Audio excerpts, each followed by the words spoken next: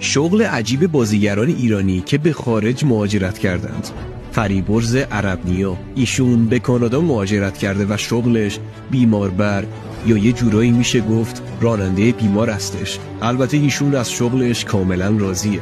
ارژنگ امیرفضلی، ارژنگ جان هم به کانادا مهاجرت کرده. ایشون راننده تاکسی اینترنتی هستش. البته ایشون از شغلش و مهاجرتش زیاد راضی نیست و میگه روزگارش به سختی میگذره.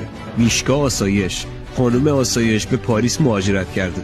ایشون ورزش میکنه و از دوربین فاصله گرفته و کلاً آرامشش رو یه جورایی پیدا کرده. برزو ارجمند، ایشون هم به آمریکا مهاجرت کرده و از بازیگری دور شده. کار خاصی انجام نمیده و اغلب تو کنسرت‌ها مشغول رقص و خوشگذرونیه. شبنم فرشادجو، ایشون هم رفته کانادا و گویا کلاس‌های بازیگری برگزار میکنه. حمید فرخ نژاد، آقا حمیدمون هم مهاجرت